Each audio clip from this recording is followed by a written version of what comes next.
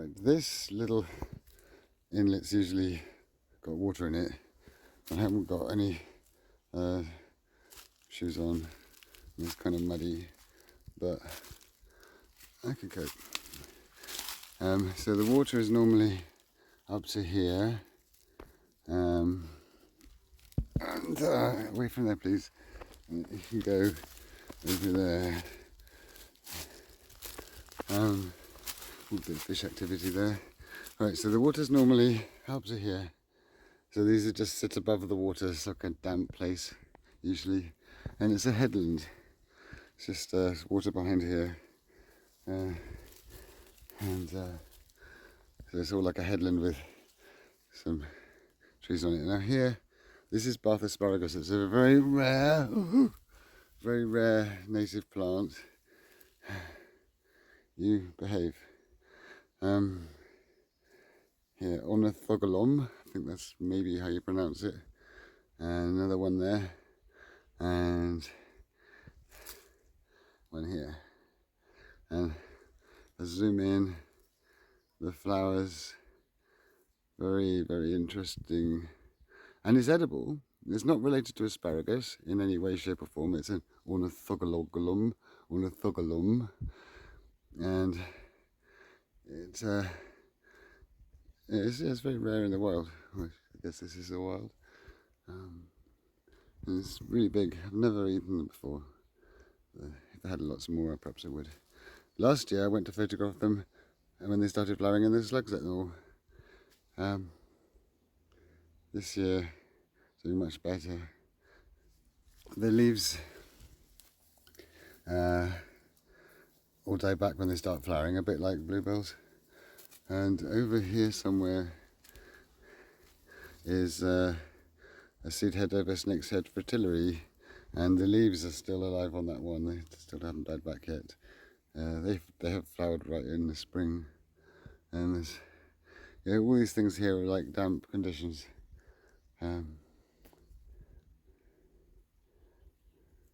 The woods is very nice.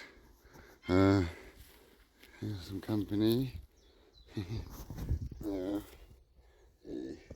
Right, so it's the inlet bit here. This is the overflow, and this is possibly how the fish have got to the bottom pond. These hanging branches. And the woods, trees older, but the woods only planted 10 years ago. And it's amazing, just in 10 years.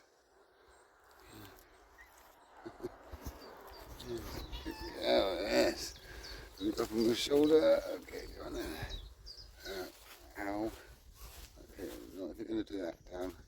And another path down below and a path up above. You can use this very narrow woodland and making it seem much bigger. Like it has two totally different pathways. Some bits haven't established as much, but here I want this walnut tree. This is a Juglans regia, the native walnut tree, and it's taken a while to get going, but it's getting there. I put some shrub trees around it because I think originally I thought it didn't want shrub trees, but now I'm thinking that the other trees are growing better because I put shrub trees by them, so I've done that. Here the back of the island is starting to show, but that's okay. One day I'm going to make this deeper, but not today. And this bench is being prepared. And the island is largely infested with wild raspberries and wild strawberries. Millions and millions and millions of wild strawberries. And here there's an elm tree, I'm not sure what type. I'm interested to know what type. There's the leaves and there's the bark. I don't think it's got flowers. I got it as a sucker from some elm trees that haven't been affected by Dutch elm disease. So hopefully we'll have elm trees that aren't affected by Dutch elm disease. And over here, up here rather, this is a wych elm. And it's got massive leaves. And it's quite big. Sort of field maple, they do really well under trees. They're really good under canopy. And spindles, they do really well under trees as well. Look at this one. These trees here are not as old as those ones over there. Some of them are, but they're generally not as old, about 7 years old perhaps. The cats love trees. Yeah, very good, Yasmin. Very good, Yazzie. Good, clever girl. Clever girl. Yeah. Oh, careful, careful, careful. Yeah, that's a clever girl. Yeah. Yeah. Right, so this is probably needs a bit of trimming, this part. Well then, sweet, now just step over her. Right. And there was a path up there, but it's kind of closed at the moment because it's overgrown. And there's even steps there. It just goes up to a lookout point. There's the dog roses getting in the way. And here on the headland is the island. There's the fish still eating over there.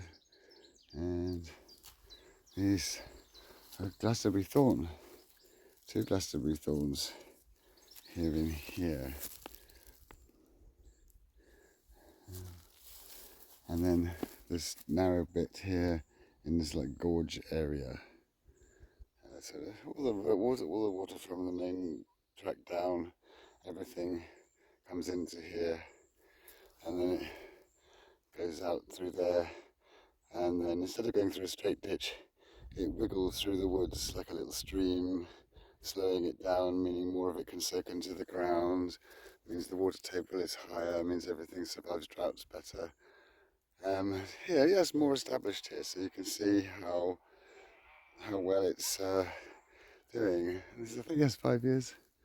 Lovely broom just finishing there. I don't know if you can see if I zoom in. Little broom bush. And then here, back down to that size, wild strawberries. See them? Beautiful wild strawberries. They're so little. They taste so nice. It is much nicer than ordinary strawberries, and they're so easy to grow as long as all you need is a deciduous woodland. And they have these runners, like ordinary strawberries do. I haven't done them yet. You just pick some off and plant them, and they just spread like crazy. And they have a longer fruiting season than ordinary strawberries. Yeah, they're still flowering. There's a flower. More whole stems of flowers and fruit coming there. But we're eating them all the time. Sometimes you should dig around for the strawberries. Yeah, very nice. And this is Bethany. It's flowers in woodland, very pretty. Has a long flowering season, native and all that. And up here, another big oak tree that was in the hedge, and loads of different trees here.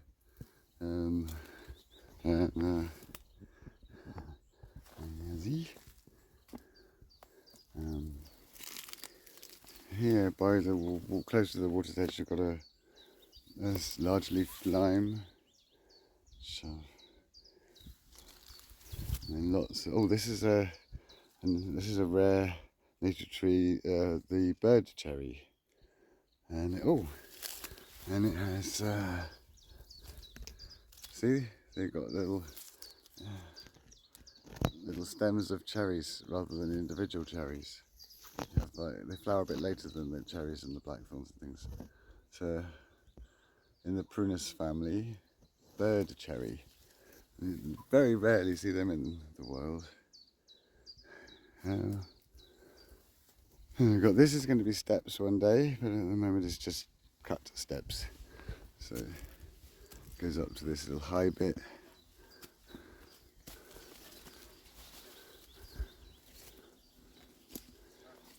This bit of the woods is, I'm not sure, 6 years old. Got lots of cherry plums, which are doing very well. Tend to plant shrub trees, and then the odd big tree. So here the oak tree, another oak tree here is here, and then in here, in here, if you can see, There's another walnut tree. And then there's a lime tree. And then the other side of this gorge bit, there's an oak tree, alders and silver birch, and then a small leaf lime over there. So I've got the whole canopy when it's fully grown covered for big trees, but lots of small shrub trees to create like a much sooner canopy. And of course many of these trees will survive very well in the under canopy. Wild pear here. We've got quite a lot that do quite well here.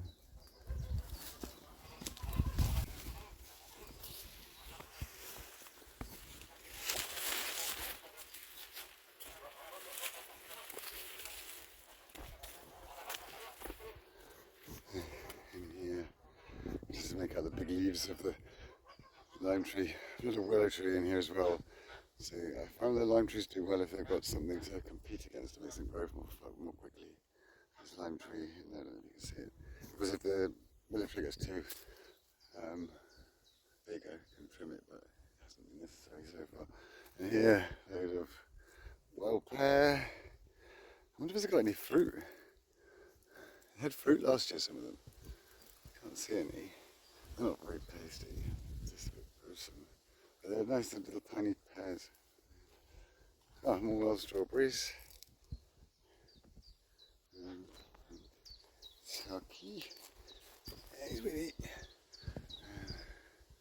He's quite steep. And ragged robins. There. There's a little drainage bit coming down here. So basically the whole woods drains into here, and the whole top of the main path and the whole top of the land drains into here.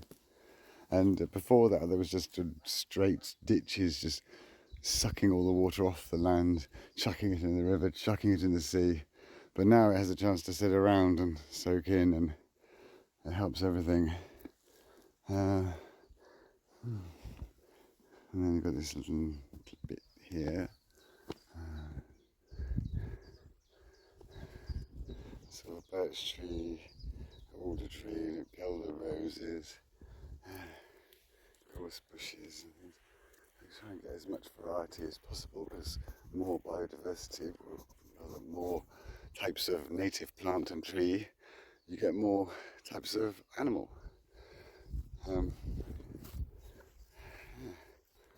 This is Sexies. There he goes. So, a bit about the importance of having ponds.